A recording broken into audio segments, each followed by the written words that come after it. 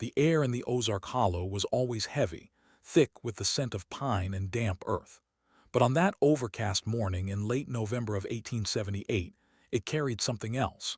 A stillness. An unnatural, predatory silence that seemed to soak into the very bones of the two men who rode through the thinning trees. Deputy Miller shifted in his saddle, his eyes darting between the gnarled branches that clawed at the sky. He was young, barely 20, and the folk tales of these hills were still fresh in his mind. Tales of things ancient and hungry that lived in the deep woods and watched with unseen eyes. Beside him, Marshal Elias Thorne said nothing. His face, etched with the hard lines of a man who had seen too much of the world's ugliness, was a mask of grim focus. They were responding to a call from a lone trapper who'd passed by the Hollow family's homestead, a remote plot of land carved out of the wilderness, miles from the nearest semblance of civilization in Carroll County, Arkansas. The trapper had spoken of a disturbing quiet, of smoke absent from the chimney for 3 consecutive days, and a feeling of profound wrongness that had made the hair on his arms stand up. As they broke through the final line of trees, the homestead came into view. It was a humble, sturdy cabin built of rough-hewn logs, with a small barn and a fenced-off patch for a garden now withered by the coming winter. But the trapper was right. The silence was absolute. No chickens clucking, no dog barking a warning, no sign of life at all. It was as if the world had stopped holding its breath right here, in this one forgotten corner of the earth. And as Marshal Thorne dismounted, his boots sinking into the muddy soil, he felt it too. A cold, creeping dread that had nothing to do with the autumn chill. Something terrible had happened here. It wasn't the loud, violent chaos of a raid or a robbery. It was something quieter, something deeper, something far more macabre. Marshal Thorne approached the cabin with his hand resting on the butt of his Colt revolver. The front door was slightly ajar, swinging almost imperceptibly in a breeze that couldn't be felt. He pushed it open, the groan of the hinges echoing like a death rattle in the suffocating silence. What they saw inside was not a scene of struggle or violence. It was, in its own way, far more disturbing. The cabin's single room was orderly, preserved in a moment of domestic tranquility that felt profoundly violated. A long wooden table was set for dinner. 7 plates were laid out, each with a portion of stew and cornbread. The food was untouched, now cold and congealed. A film of dust had begun to settle over the entire scene. It was a petrified moment in time, a family gathering interrupted by an unseen, unheard force. It was as if the Hollow clan, Silas, the patriarch, his wife, Ilara, and their 5 children had simply ceased to exist in the middle of a meal. They had vanished. Not fled, not dragged away. Vanished. Deputy Miller, his face pale, checked the hearth. The fire had long since died, the embers were cold and gray. The beds in the loft were neatly made. The family's meager possessions were all in their place. Even the money Silas was known to keep in a small lockbox beneath the floorboards was still there, untouched. Robbery was not the motive. This was something else entirely. As Thorne scanned the room, his gaze fell upon the head of the table at Silas's empty chair. Sitting perfectly upright on the wooden seat was a small, grotesque effigy. It was crudely fashioned from twigs, animal sinew, and a shock of what looked disturbingly like human hair, dark, like Silas's own. It was a horrifying, silent sentinel guarding a scene of inexplicable disappearance. This was no ordinary crime. This was a cold, creeping mystery that felt ancient and forbidden. The story of the Hollow clan's disappearance had just begun, and its first chapter was one of silent, screaming madness. To understand the unsettling mystery of the Hollow clan, one must first understand the land that claimed them. The Ozark Mountains of post-Reconstruction Arkansas were a world unto themselves.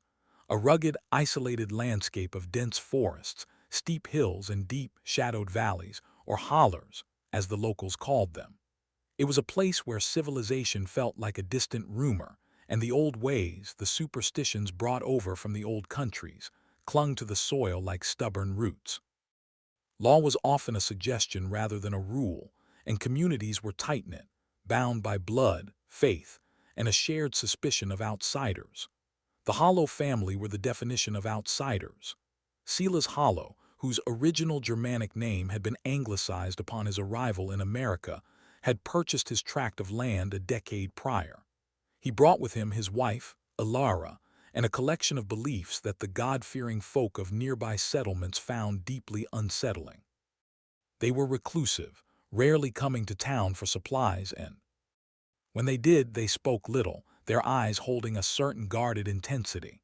They were known as healers, people who understood the forest's secrets, which herbs could cure a fever, which roots could soothe a wound. But with this knowledge came rumors, whispers of other darker practices, talk of poultices that could sow discord, of words that could curse livestock, of strange symbols seen carved into the trees on the periphery of their land. In a place where a poor harvest or a sick child could be seen as the work of a malevolent will, the Hollows were figures of both necessity and fear. They lived apart, not just geographically but spiritually. They were a strange, self-contained unit, a family that seemed to draw its strength not from the community, but from the dark, brooding woods that surrounded them. And it was this very isolation, this reputation for dabbling in the forbidden, that would make their horrifying disappearance all the more difficult to unravel. Marshal Elias Thorne was a man of logic and lead. He believed in evidence you could hold, in motives born of greed, jealousy, or rage. He did not believe in curses or phantoms. Yet, as he stood in that silent, dust-filled cabin, the crude effigy staring back at him with imaginary eyes, he felt the foundations of his rational world begin to crack. He instructed Deputy Miller to conduct a thorough search of the grounds while he examined the interior of the cabin himself, looking for the small, overlooked detail that would bring this macabre scene into focus. He started with the family Bible, a large, leather-bound tome that rested on the mantelpiece. It was the heart of most frontier homes, but when Thorne opened it, he found that it was not filled with notations of births and deaths. Instead, strange, spidery script in a Germanic dialect filled the margins, alongside bizarre astronomical charts and drawings of plants that he did not recognize. It felt less like a holy book and more like a grimoire, a manual for some forgotten, earthy faith. His search then led him to a small, locked chest tucked away in the loft. Forcing it open, he found it contained not valuables, but dozens of small cloth pouches filled with dried herbs, animal teeth, and smooth river stones etched with the same symbols he'd seen carved on the trees bordering the property. And at the bottom of the chest, he found a journal. It was bound in worn leather and written in Ilara Hollow's hand. The first several pages were what one would expect: notes on planting, the weather, the health of her children. But as the entries progressed, the tone grew stranger, more cryptic. She wrote of the thinning of the veil, of the old patron of the woods, and of a coming communion. The last entry, dated the very day they were believed to have vanished, contained a single chilling sentence: "The supper is prepared. The gate will be opened. We will not be hungry again." The words hung in the air, thick with a meaning that Thorne could not grasp, but which he knew was central to this horrifying cold case. The initial theory, the one that rational men would cling to, was a grim one, a family murder-suicide.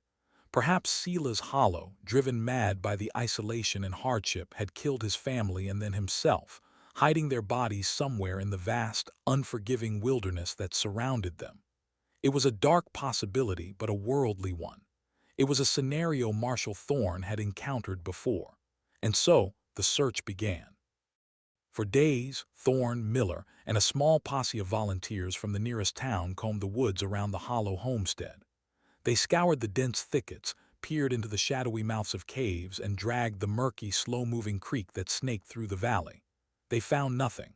No disturbed earth, no scraps of torn clothing, no sign of a struggle. They found no bodies. The forest held its secrets tight, offering only an unnerving silence in response to their calls. The searchers grew increasingly uneasy.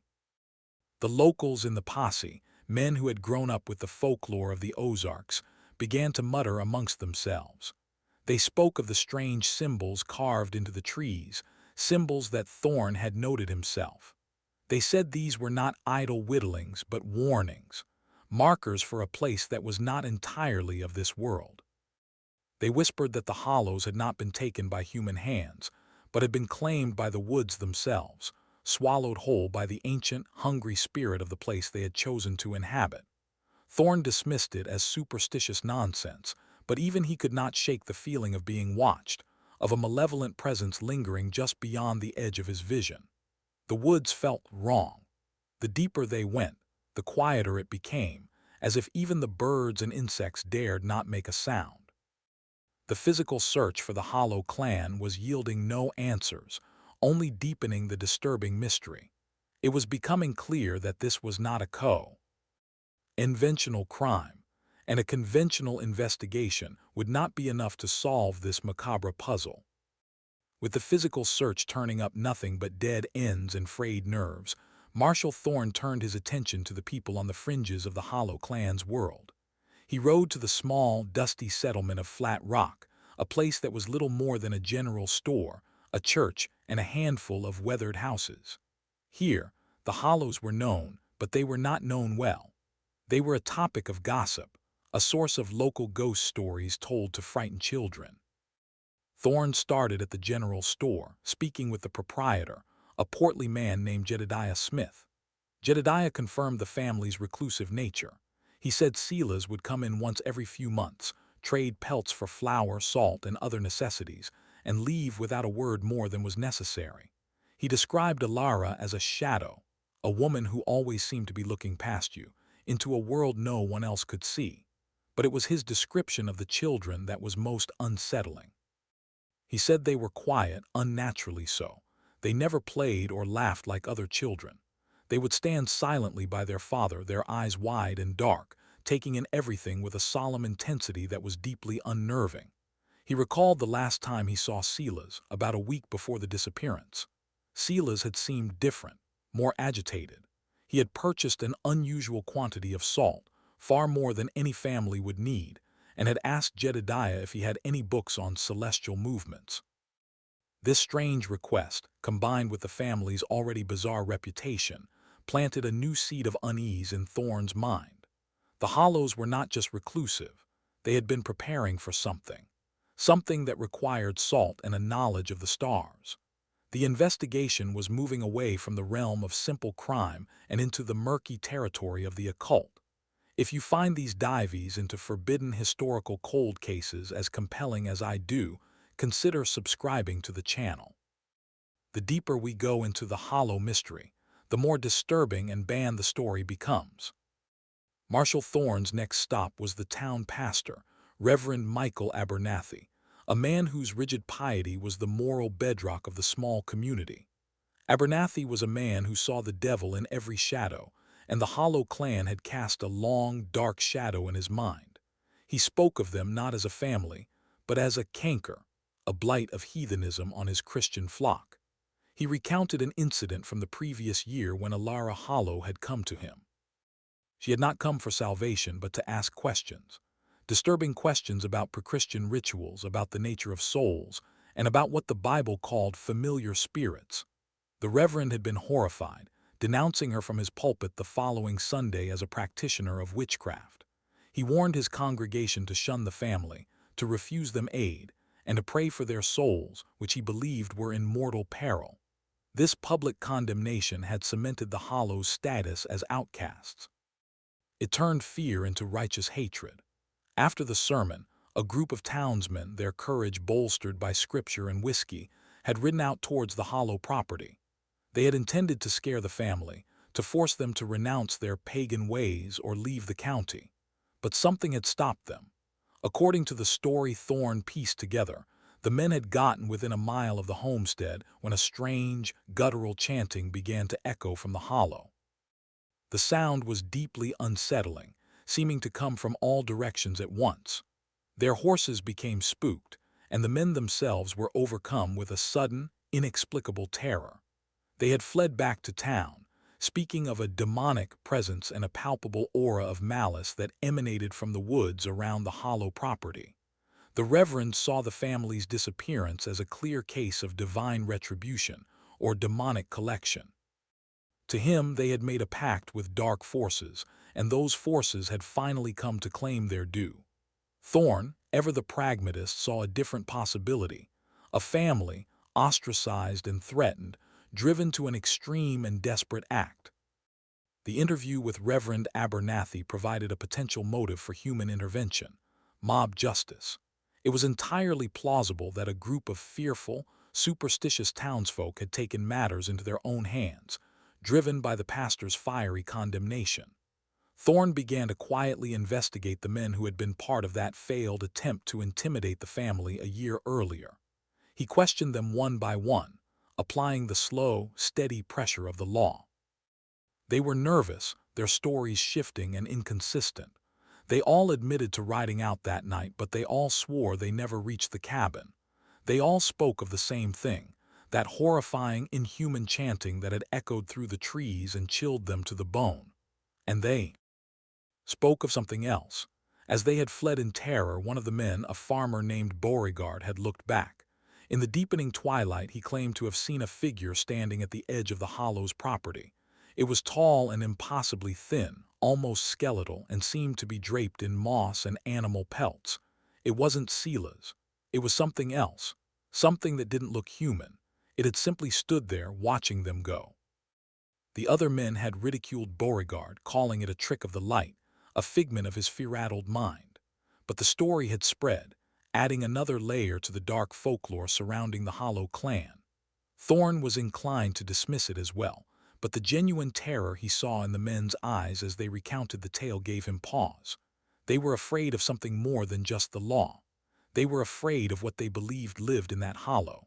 Whether it was real or imagined, that fear was a powerful force. It could have driven them to do something terrible, or it could have been the very thing that kept them away, leaving the Hollows to their own macabre fate. The mystery was becoming a tangled web of religious fervor, local superstition, and a potentially horrifying, undiscovered truth. Days turned into weeks, and the Hollow homestead remained a silent monument to its vanished inhabitants. The initial fervor of the search had died down, replaced by a sullen acceptance that the family was gone for good. The townsfolk settled back into their routines, content to let the mystery fade into a cautionary tale told by the fireside. But Marshal Thorne could not let it go. The image of that untouched dinner, of that grotesque effigy, was seared into his mind. He was a man haunted by unanswered questions, and the Hollow case was the most profound question of his career. He returned to the cabin alone, seeking a clue he might have missed, some small detail that would pierce the veil of strangeness. He spent hours poring over Alara's journal again, this time with the help of a German immigrant who ran a blacksmith shop in a neighboring county.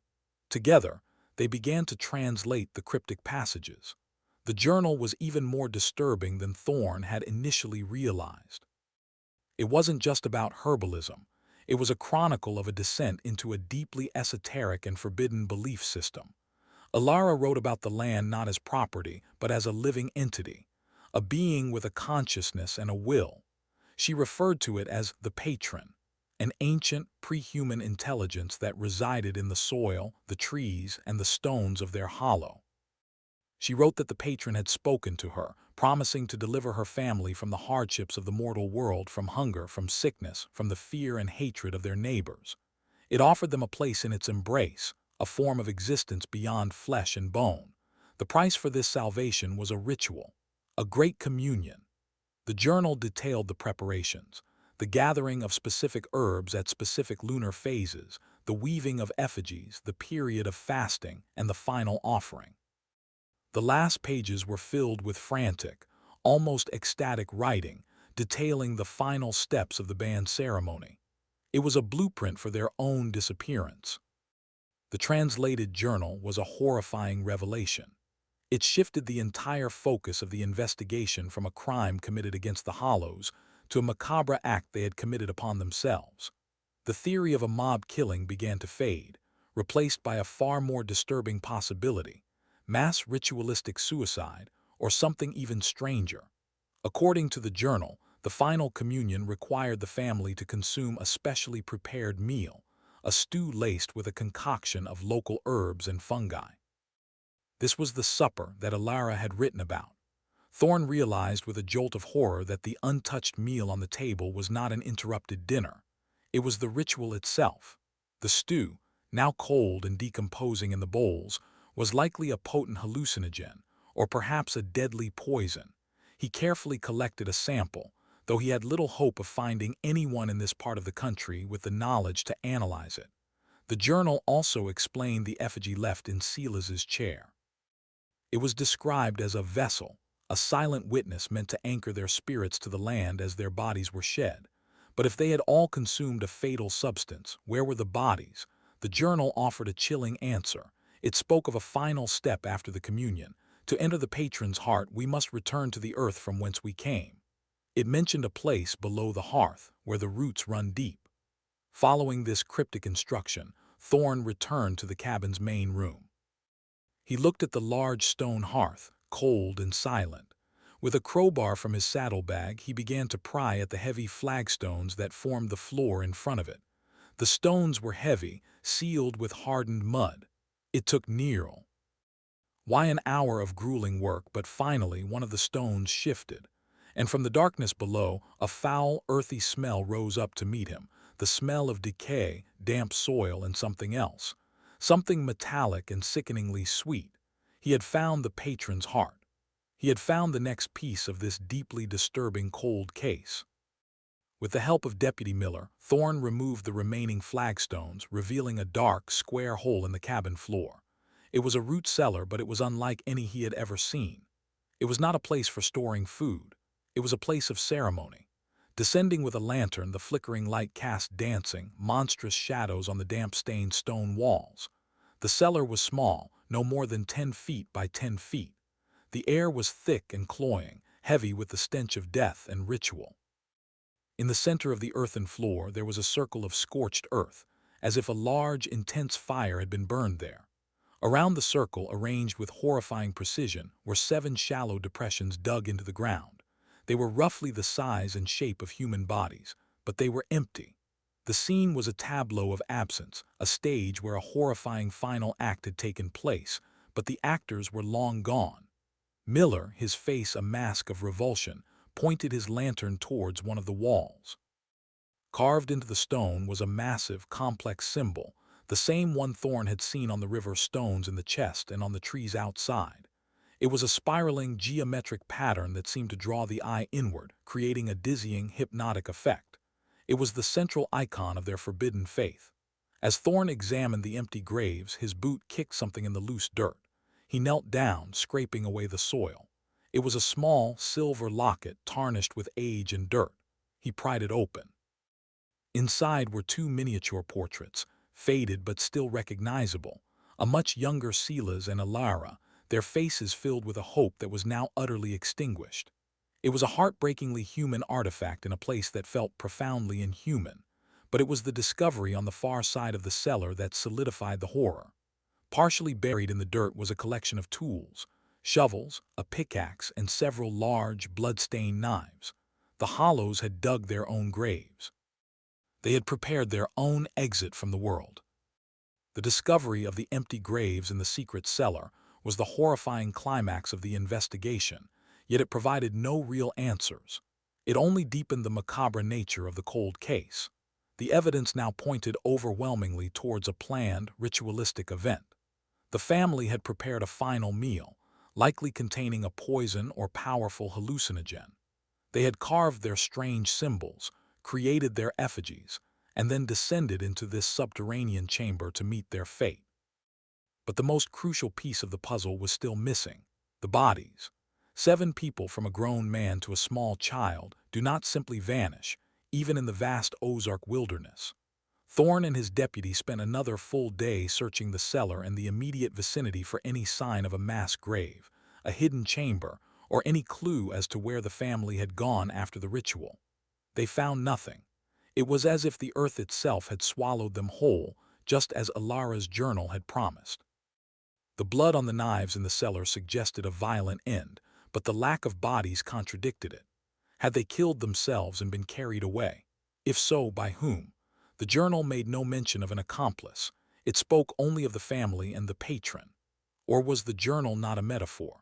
Had they in their delusion believed they could truly transcend their physical forms and merge with the land? It was a thought that defied all logic, a conclusion that belonged in the realm of madness and dark fantasy. Yet standing in that cold, silent cellar, surrounded by the evidence of their fanatical belief, Thorne found it difficult to dismiss entirely. The atmosphere of the place was oppressive, thick with a sense of ancient, terrible power. He was a man of law, but the laws of man seemed to have no jurisdiction here. The Hollow Clan had not been victims of a crime he could understand. They had been disciples of a horrifying, forbidden faith, and they had followed its tenets to a conclusion that was, for now, utterly incomprehensible. The official report on the disappearance of the Hollow Clan was a document of frustration and ambiguity. Marshal Thorne, bound by the constraints of law and reason, could not write about earth spirits or ritualistic transcendence. He laid out the facts as he had found them: the abandoned meal, the effigy, the cryptic journal, and the disturbing ritual chamber beneath the hearth. He detailed the fruitless search for the bodies. The final conclusion was as unsatisfying as it was unavoidable. The family of Sila's Hollow, consisting of 7 members, vanished from their homestead on O.R. around the 19th of November, 1878. The circumstances are deeply suspicious, pointing towards a possible ritualistic act by the family themselves. With no bodies recovered and no further leads, the case is hereby declared cold. The file was closed. The story officially was over. But for the people of Carroll County, it was just beginning. The tale of the vanished family became their most enduring and horrifying piece of folklore. The Hollow homestead was deemed cursed land. No one dared to purchase the property or even set foot upon it. The cabin was left to the elements, to slowly rot and collapse back into the soil that had claimed its owners. Hunters and trappers would make wide circles around the hollow, speaking of a heavy silence and the feeling of being watched by unseen eyes. Stories began to circulate, embellished with each telling. Some said that on cold, moonless nights, you could see a faint light flickering in the ruins of the cabin, or hear the sound of soft, guttural chanting on the wind. Others claimed to have seen strange figures moving through the trees, tall, thin shapes, like the one Beauregard had described, that seemed to be made of bark and shadow. The Hollow Clan was no longer a family of outcasts. They had become local boogeymen, a permanent and disturbing fixture in the region's psyche. The mystery that Thorne could not solve with evidence was instead solved by fear, creating a legend that would haunt the Ozark Hills for generations to come. Years passed. Marshal Elias Thorne grew old, the hard lines on his face deepening into canyons of memory. He solved many other cases in his long career: murders, robberies, feuds born of desperation and hate.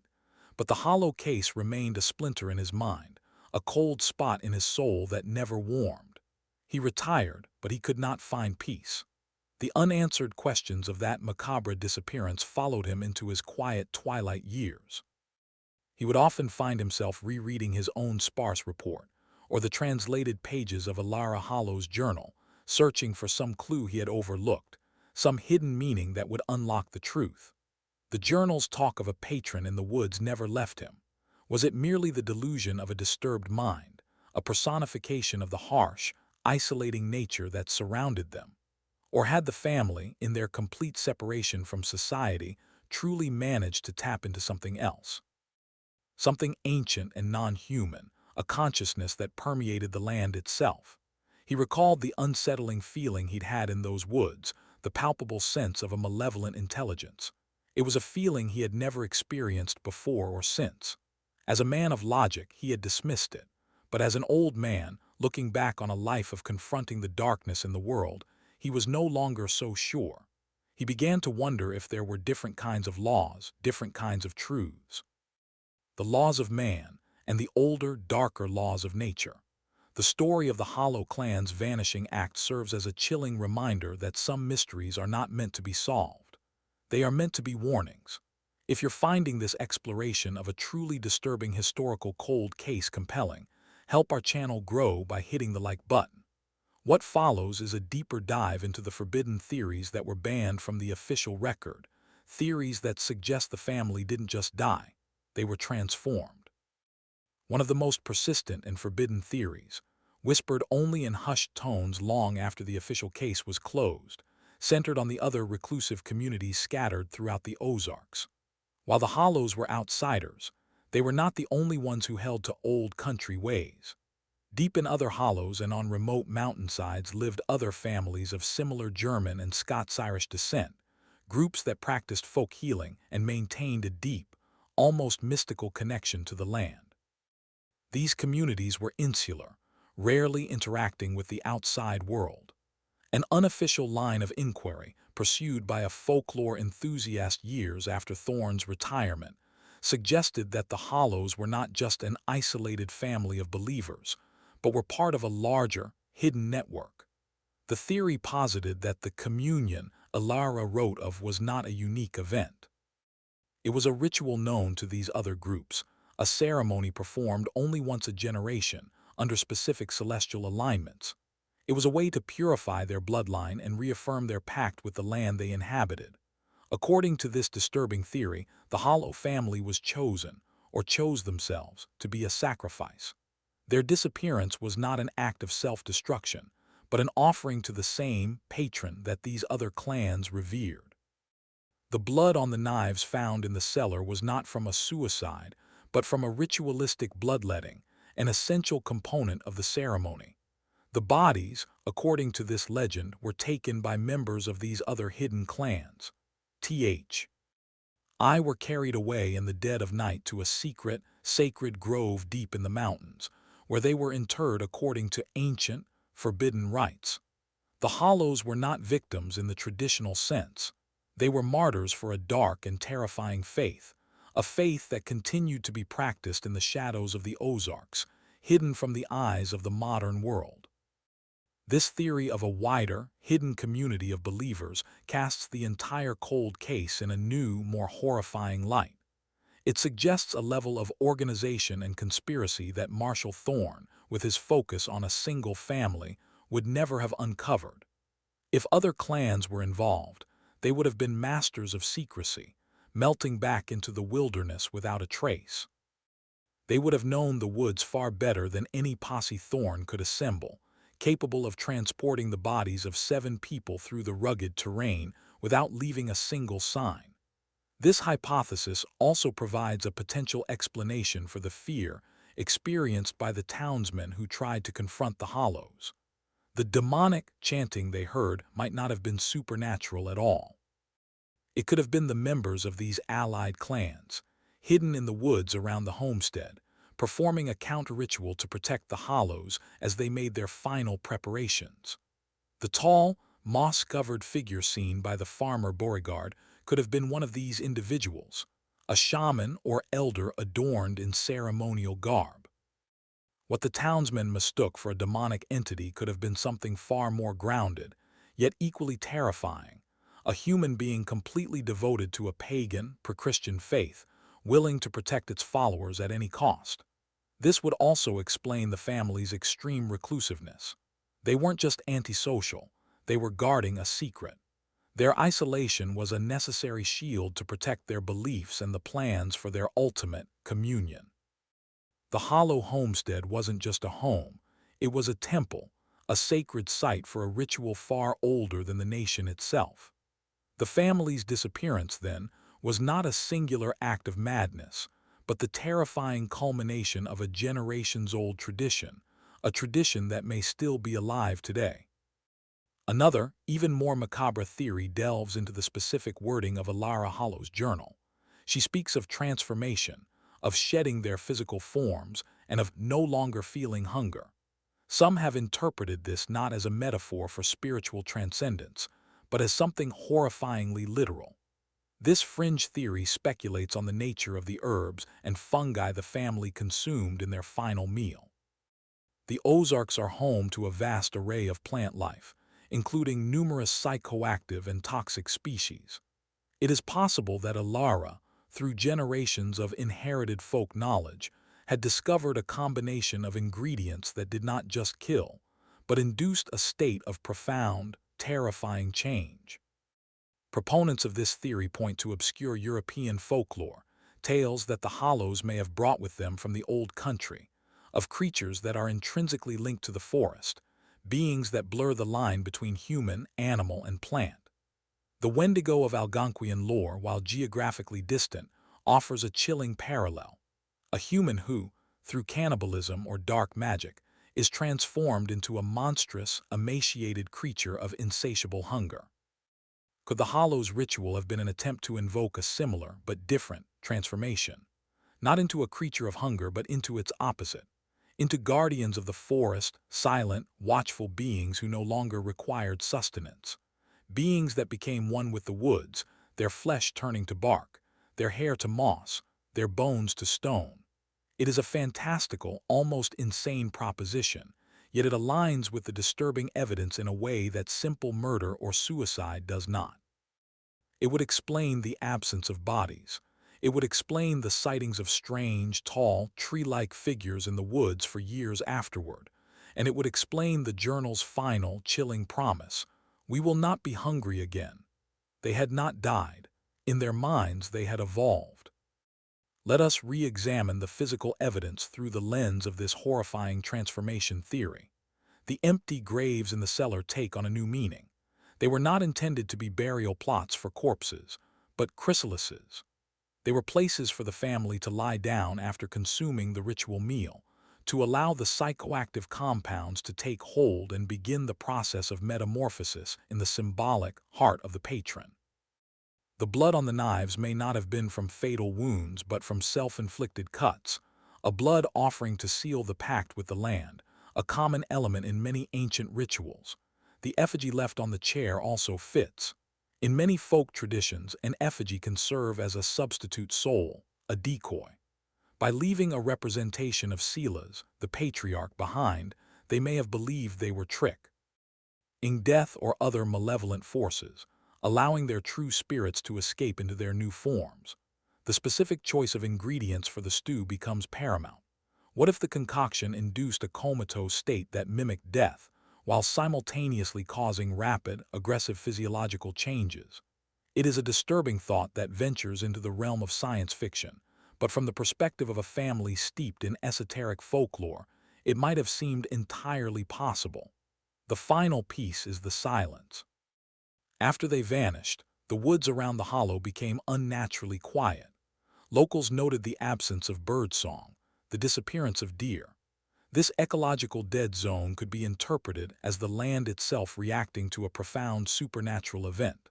Or, in a more terrifying interpretation, it could be that the new guardians of the hollow, the transformed Hollow clan themselves, did not tolerate intrusion into their sacred domain. The silence was not an absence of life, but a testament to the presence of something new, something watchful, and something that did not wish to be disturbed. This brings us back to the mysterious figure seen by the farmer Beauregard, the tall, thin entity draped in moss and pelts.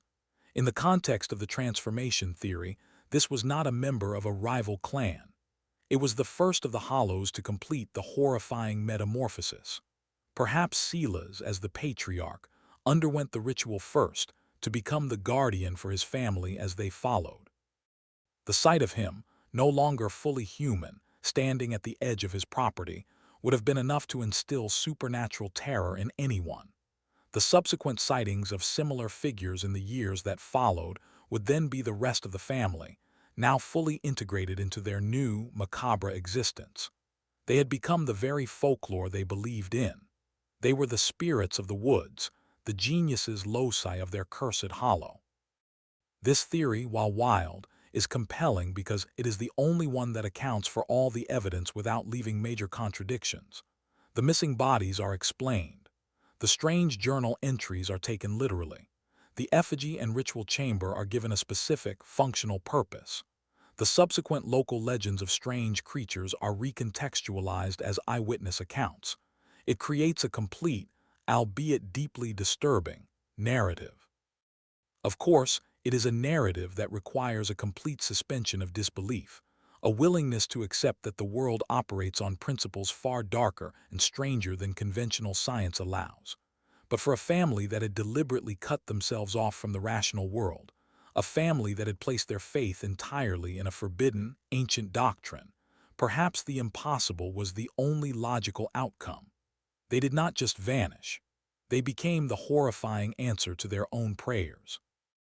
Let's step back from the realm of the supernatural for a moment and consider a more grounded, yet equally chilling possibility. The key may lie in the land itself. The Ozarks are a region of karst topography, a landscape riddled with limestone caves, sinkholes, and underground rivers. It is a geological labyrinth, much of which remains unmapped to this day. Is it possible that the hollows did not vanish into another dimension, but simply into the ground beneath their feet? The root cellar may not have been just a ritual chamber. It could have been the entrance to a deeper, natural cave system. The patron they worshipped was not a spirit, but the earth itself, and the communion was a final journey into its depths. In this scenario, the family, possibly under the influence of the hallucinogenic stew, performed their final rites and then willingly walked into a cave system connected to their cellar, sealing the entrance behind them. Their intention was to die there, to become one with the earth in the most literal way possible. Their bodies would lie in the darkness, undiscovered and unreachable, decomposing back into the elements. This would explain the lack of bodies on the surface and the permanence of their disappearance. They would have taken supplies with them for their final hours or days, but their ultimate goal was to entomb themselves. Marshall Thorne and his men, unfamiliar with the intricate geology of the specific hollow, would have had no reason to suspect a hidden cave entrance within the cellar. They saw a stone and dirt room and assumed that was all there was. The mystery of the vanishing would then be a testament not to supernatural forces, but to the secrets that the physical earth can hold. It makes their actions no less disturbing. The mindset of a family that would choose to march into the crushing darkness of the earth to die is a profoundly macabre psychological puzzle. The cave theory is compelling in its simplicity and scientific plausibility. It provides a final resting place for the bodies and grounds the esoteric language of the journal in. A physical act, entering the patron's heart, becomes a poetic description for descending into the earth. However, it fails to account for several key details. It does not explain the blood on the knives, unless one assumes a ritual bloodletting or even a violent, mercy-killing component to their mass suicide. Nor does it fully explain the persistent local legends of strange figures seen in the woods for decades after. A dead family sealed in a cave cannot walk the forest. This is where the theories begin to braid together, creating even more disturbing possibilities. What if both were true? What if the hollows entered the cave system not to die, but to live? The Ozarks cave systems are vast and can contain their own unique ecosystems: underground rivers, fungi, blind fish. A family with an encyclopedic knowledge of herbalism and survival might have believed they could sustain themselves, at least for a time, in such an environment. They would have created a new world for themselves, a kingdom of darkness, completely cut off from the sunlit world that had rejected them. In this version of events, their disappearance was not a suicide, but the ultimate act of secession from humanity. They became a clan of troglodytes, a subterranean people. The strange figures seen in the woods could have been them, emerging at night to forage for supplies or to ensure their territory remained undisturbed. Their appearance would have been altered by the lack of sunlight and a diet of cave life, making them seem pale, gaunt, and inhuman to any unfortunate soul who happened to cross their path. This theory is, in many ways, more horrifying than a supernatural one. The monsters of the Hollow were not spirits or demons. They were still human, but remade by a deliberate and fanatical rejection of their own humanity. There is one final, overlooked piece of evidence from the original investigation: the unusual quantity of salt that Sila's Hollow purchased on his last trip to town. In folklore, salt has numerous powerful properties.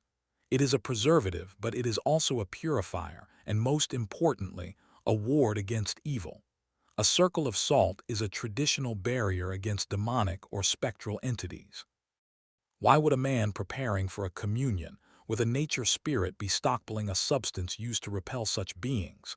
This detail seems to contradict the idea that the family went willingly to their fate, invited by a benevolent patron. It introduces a new, terrifying possibility.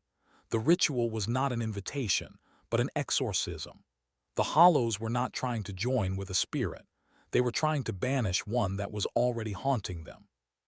Perhaps the patron was not a gentle, Earth Father figure, as Alara's journal initially suggests. Perhaps it was a malevolent entity that had attached itself to their family, a parasitic presence that they had inadvertently awakened with their occult practices. The journal, then, could be read in a different light. The frantic, ecstatic tone of the final pages might not be joy, but hysteria. The communion was a desperate, last-ditch effort to sever their connection to this entity. The ritual meal wasn't to induce transformation, but to create a state of being, perhaps even death, where the entity could no longer touch them. The salt would have been used to create a protective circle around the cabin or within the cellar, a final, futile attempt to keep the evil at bay as they performed their rites. If this is true, then their disappearance takes on an element of profound tragedy. They were not fanatics seeking a bizarre salvation. They were terrified victims, trying to escape a horrifying, unseen force. And in their desperation, they performed a forbidden ritual that went horribly wrong. If the ritual was a banned exorcism, what happened when it failed? The scene at the cabin could be the aftermath of that failure. The family consumes the ritual meal, enters the protected space in the cellar, and begins the ceremony. But the entity they are trying to banish is too powerful. It breaks through their salt circles and their faith. What happens next is a matter of horrifying speculation. The entity could have simply annihilated them, spirit and body, erasing them from existence. This would account for the lack of bodies in a clean, almost surgical way. Or, in a far more macabre outcome, it could have taken them. It could have dragged them, body and soul, into whatever dark realm it called home. Their vanishing would not be a mystery but a capture. The cabin would be left not as a monument to their faith, but as the scene of their defeat. This theory reframes the Hollow clan as tragic figures rather than monsters. They were dabblers in forbidden arts who went too deep and summoned something they could not control. Their extensive knowledge of folklore would have told them exactly what they were up against, and their journal was not a record of their devotion, but a desperate instruction manual for a war they were losing. The effigy left behind could have been a final insult from the entity, a puppet left sitting in the master's chair, a symbol of its ultimate victory over the family. The silence that fell over the Hollow afterwards would be the silence of a conquered land, a place now fully under the dominion of a victorious, ancient evil. The cold case of the Hollow clan becomes a ghost story in the truest sense, the tale of a haunting so profound that it consumed the haunted. Let's reconsider the historical context of 1878 Arkansas. The era of Reconstruction had just ended, leaving a legacy of violence, social upheaval, and deep-seated paranoia. The countryside was rife with outlaw gangs, vigilante groups like the Ku Klux Klan, and simmering resentments from the Civil War. Is it possible that the truth behind the Hollow clan's disappearance is far more mundane, yet no less horrifying than any supernatural theory? Could the family have been the victims of a human evil, an act of violence so thorough that it was mistaken for something otherworldly? The Hollows were outsiders of German descent. They were reclusive and practiced a non-Christian faith. In the xenophobic and religiously fervent atmosphere of the rural South, this made them a target. Reverend Abernathy's sermon had already painted a bullseye on their backs. While the men he incited claimed to have been frightened away, it is possible this was a lie, a cover story to conceal a terrible crime. A posse, fueled by righteous fury and a fear of the unknown, could have descended on the homestead. The scene in the cabin, the untouched meal, could have been staged. A deliberately spooky scene created to throw off investigators and lend credence to the idea that dark spirits, not local men, were responsible. They could have abducted the entire family, taken them deep into the woods, and murdered them, hiding their bodies with a chilling efficiency born of practice. The strange symbols, the journal, the rumors of witchcraft, all of it could have been used by the killers as a post hoc justification for their brutal actions. They weren't murdering a family. They were cleansing the county of a heathen menace. If a lynch mob was responsible, it would represent a conspiracy of silence that held for generations.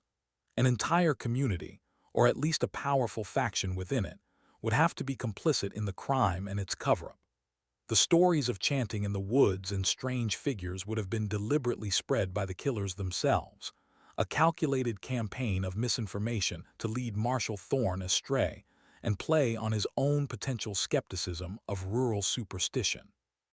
They would have known he was a logical man, and by presenting him with a seemingly illogical crime scene, they could ensure he would never look for a rational answer in the right place. The empty graves in the cellar could have been dug by the killers, another piece of theater to enhance the supernatural narrative. They could have forced one of the family members to write the final, damning entry in the journal before executing them. This theory is deeply cynical, but it is rooted in the known brutalities of the era. The post-Reconstruction South was a place where night riders and vigilante justice were common. A family as isolated and disliked as the Hollows would have been the perfect victims. They had no allies, no one who would demand justice for them. Their disappearance would be a relief to the community, not a tragedy. The horrifying truth may be that the monster of the Hollow was not some ancient pagan deity, but the darkness that resides in the human heart. The entire Macabre legend could be the result of a successful and truly disturbing criminal cover-up, a secret buried so deep that it was mistaken for folklore. This makes the silence of the community not one of fear, but of guilt. This human-centric theory is powerful, but it too has its weaknesses. It requires a level of sophisticated conspiracy and flawless execution that would be difficult for a disorganized group of vigilantes to achieve. Transporting and hiding 7 bodies without leaving a single trace is a monumental task. Furthermore, men prone to such explosive violence are often not meticulous planners. It seems more likely that a mob attack would have been a messy, chaotic affair, leaving behind clear evidence of a struggle, broken furniture, bloodstains, discharged bullets. The scene at the Hollow cabin was the opposite. It was calm, orderly, and deeply strange. The staging of the scene would require a theatrical, cunning mind, not just a brutal one. And what of Marshall Thorne? He was an experienced lawman, keenly aware of the violent tendencies of the local population. The possibility of a lynching would have been one of his primary theories from the start. He questioned the very men who would have been the most likely culprits. For them to have all maintained their cover story so perfectly, under the pressure of his interrogation seems improbable.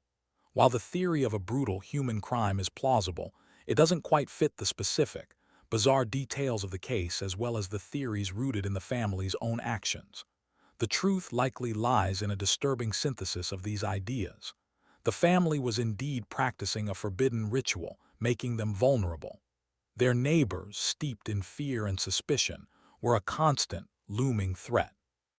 These two streams of paranoia, one internal and esoteric, the other external and violent, collided on that fateful November night, resulting in a mystery that contained elements of both. Let us consider a hybrid theory. The Hollow family was preparing for their communion, their ritual to transcend the physical world.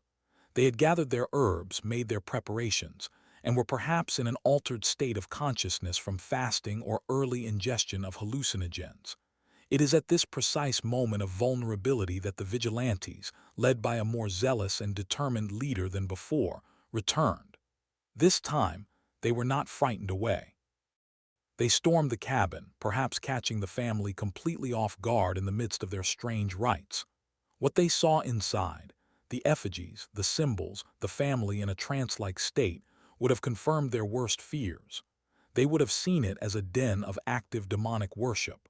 A violent confrontation ensues, but it is one-sided. The vigilantes, in a fit of religious hysteria, slaughter the entire family. But now they are faced with a problem. 7 bodies and a crime that could bring the full weight of the state law down upon them. So they improvise. They clean up the signs of struggle. They know of the family's bizarre beliefs, perhaps from gossip or from the journal they find. They decide to use the family's own witchcraft against them, creating a mystery to conceal the murder. They set the table for the final meal, place the effigy in the chair, and hide the bodies in a place no one would ever think to look, perhaps in one of the region's many sinkholes or abandoned mineshafts, miles away. The cover story of being scared away by demonic chanting is then created to give them an alibi. This theory accounts for the strange state of the cabin while still being rooted in the violent realities of the time. The macabre scene was not a ritual, but a crime scene, meticulously dressed to look like one. The file on the Hollow clan remains cold, a yellowed and brittle document stored in the archives of Carroll County. It is a testament to a mystery that has transcended fact and become a foundational myth of the region. Over the century and a half since their disappearance, the story has been a source of fascination for historians, paranormal investigators, and dark tourists. The land where the homestead once stood is now part of a state forest, the exact location of the cabin lost to time, reclaimed by the relentless growth of the wilderness. But the legend persists. Every so often, a hiker or a hunter will report a strange experience in that particular part of the forest. They speak of sudden, chilling drops in temperature, of the disorienting feeling of being watched, or of hearing faint whispers on the wind that sound like a strange, archaic German dialect. In the 1970s, a group of college students, armed with a copy of an old county map and a thirst for adventure, claimed to have found the remains of the cabin's stone foundation. They reported that as they explored the area, their compasses began to spin erratically and their cameras malfunctioned. They were overcome by a sense of crushing dread and fled the woods, vowing never to return. These are, of course, just stories. Anecdotes easily dismissed as the product of overactive imaginations primed by a terrifying local legend. There is no empirical evidence to support any of it, but the sheer persistence of the phenomena, reported independently by different people over many decades, lends a creepy weight to the folklore. It is as if the events of 1878 left a permanent psychic scar on the landscape, an emotional residue that can still be felt by those sensitive enough to perceive it. One of the most compelling modern postscripts to the Hollow clan mystery came in 2003. A team of geologists was conducting a survey of the area, using ground-penetrating radar to map the underlying karst structures for conservation purposes. Their survey included the region where the Hollow homestead was believed to have been. The raw data from their scans showed nothing out of the ordinary for the region, the expected network of limestone fissures and small caverns. But years later, a researcher and amateur historian, using advanced processing software on the publicly released data, found an anomaly. Deep beneath the surface, approximately 60 feet down, in a location roughly corresponding to the old maps of the Hollow property, the radar had detected a small, isolated chamber. It was not connected to any other known cave system. What was most unusual was the shape of the chamber. It was not a natural, irregular formation. It was almost perfectly rectangular, about 10 feet by 10 feet, the exact dimensions of the root cellar Marshall Thorne had described. And within this chamber, the radar detected 7 distinct, dense masses, arranged in a circular pattern. The density was consistent with that of human bone. The discovery was never officially followed up on. The cost of excavation at that depth would be prohibitive, and the evidence was considered too circumstantial to warrant a major state-funded project. But for those who know the story of the Hollow clan, the implications are staggering. It suggests the family did indeed descend into the earth, but not into a sprawling cave network. It suggests that the ritual chamber itself, perhaps through some geological event like a sinkhole or a landslide triggered by their activities, collapsed, plunging 60 feet into the earth and entombing them all instantly. This geological theory provides a grim and scientifically plausible end for the Hollow clan. They were not taken by spirits or transformed into monsters. They were victims of a tragic freak accident, their tombs sealed by tons of rock and earth, lost to the world forever. The ritual was real, the chamber was real, but their communion was not with a patron but with the crushing, indifferent finality of gravity. This explanation fits the evidence in a neat, if unsatisfying, way. It accounts for the missing bodies and the suddenness of their disappearance. But once again, it leaves loose ends. It does not explain the sightings of strange figures, nor the aura of dread that seemed to cling to the hollow for a century afterward. Unless, as paranormal enthusiasts would argue, the violent and sudden nature of their deaths trapped their spirits at the site. Their souls, unable to complete their sacred communion, were left to wander the woods above their unmarked grave, eternally bound to the land they had worshipped. In this version, the ghosts of the Hollow clan are real, and the stories told by locals are not just folklore, but legitimate paranormal encounters. The macabre mystery of their disappearance is solved, only to be replaced by an equally disturbing ghost story. The Hollow is haunted not by an ancient earth spirit, but by the bewildered, angry spirits of a family who died in the very act of seeking eternity. They found their permanent connection to the land, but not in the way they had intended. It is a deeply ironic and tragic end to a story that is already saturated with darkness and sorrow. Ultimately, the disturbing cold case of the Hollow clan is a story about the power of belief. Every theory, from the supernatural to the mundane, hinges on what someone, or some group, believed. The Hollows themselves held a profound and dangerous belief in a forbidden, ancient faith. Their conviction was so absolute that they were willing to perform a ritual that would lead, in one way or another, to their complete erasure from the world. Whether they believed they were transcending, transforming, or simply offering themselves to the earth, their faith was the engine of their own destruction. On the other side, the community of Flat Rock held their own powerful beliefs. They believed in a stern, judgmental God and in the tangible presence of the devil. Their faith was so strong that it turned suspicion into hatred, and it could have easily boiled over into an act of horrific, righteous violence. Their belief system provided them with the justification to see the Hollows not as human beings, but as a demonic threat that needed to be expunged. The story becomes a dark parable about the collision of two opposing, yet equally fervent belief systems in an isolated and unforgiving environment. In the end, it doesn't matter which belief was true. The outcome was the same. A family of 7 was wiped from the face of the earth, leaving behind only a handful of strange artifacts and a legend that reeks of macabre, unresolved horror. The silence they left behind is a testament to the destructive potential of absolute conviction, a chilling reminder that the most terrifying monsters are often the ones we create in our own minds. The mystery also serves as a powerful illustration of what happens when a story escapes the confines of evidence and enters the realm of folklore. The official investigation, led by a rational man like Marshall Thorne, could only go so far. It could document the physical scene, but it could not penetrate the psychology of the victims or the superstitions of the community.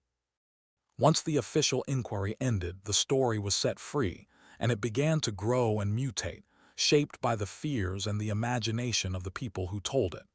The strange effigy, the cryptic journal, the empty graves, these were perfect ingredients for a local legend. Each retelling likely added a layer of supernatural detail, making the story more frightening and more memorable.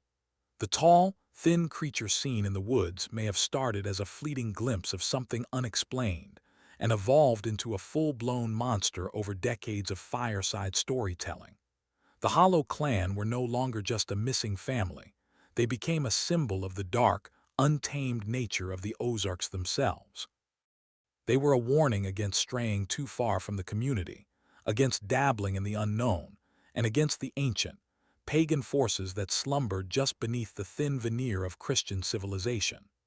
The true crime, in a sense, was not what happened to the Hollows, but how their tragedy was co-opted and transformed into a tool for social control, a ghost story used to enforce conformity and frighten people back into the arms of the church and the community. Their personal, macabre horror became a public utility. So what are we left with? A cold case over 140 years old with no surviving witnesses, no physical remains, and a crime scene long since swallowed by the earth. We are left with a collection of theories, each one compelling, each one horrifying, and each one ultimately unprovable. We have the theory of ritual transcendence, a family that willingly stepped into another form of existence. We have the theory of a hidden pagan conspiracy, a sacrifice to a dark god. We have the theory of a lynch mob, a brutal crime concealed by a brilliant and cynical staging. We have the theory of a geological accident, a family entombed by a collapsing earth. And we have the theory of a failed exorcism, a battle against a malevolent entity that ended in total annihilation.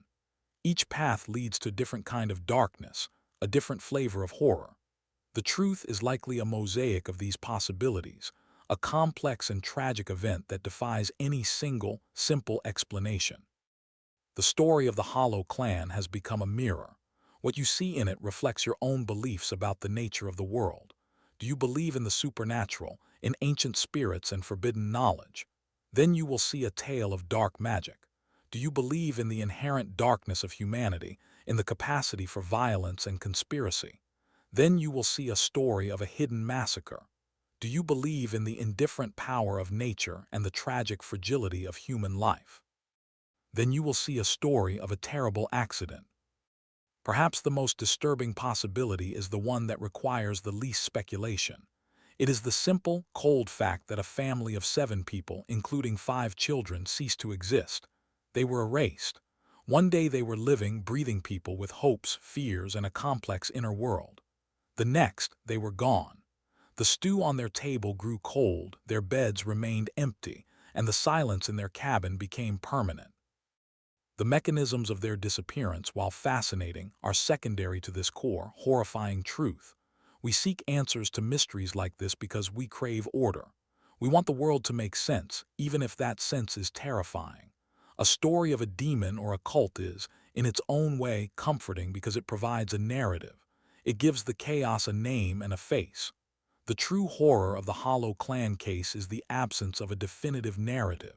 It is a vacuum, a void in the historical record that pulls at the edges of our understanding. The case has remained cold for so long not because of a lack of clues, but because the clues themselves point in too many contradictory and unsettling directions. It is a puzzle where the pieces don't fit, and any attempt to force them together creates a picture that is grotesque and unbelievable. The story of the Hollow Clan is a permanent question mark, a testament to the fact that some doors, once opened, can never be closed again, and some secrets are kept by the dead, and by the deep, dark woods that hold them. In the end, we are left where Marshall Thorne was left, standing at the edge of an impenetrable mystery. The hollow homestead is gone, the woods have grown over the scars of its existence, and the people who remembered the family are long dead. All that remains is the story, a disturbing, macabre legend that whispers a fundamental and uncomfortable truth. We do not know everything about the world we inhabit. There are still corners of the map marked, "Here be dragons." There are still pockets of reality where the rules of logic and reason seem to bend and break.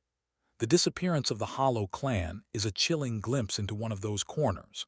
Whether they were victims of their own faith, the hatred of their neighbors, or a force entirely outside our comprehension, their fate serves as a permanent, cold reminder of the darkness that can lie hidden in the isolated places of the world and in the deepest chambers of the human heart. The case is cold, the file is closed, but the unsettling feeling it leaves behind is eternal. And somewhere in the deep woods of the Ozarks, the oppressive silence that fell over a small, lonely hollow in 1878 remains, waiting for the next person to stumble upon it and feel the same creeping, inexplicable dread. The hollows are gone, but the hollow remains, and it remembers.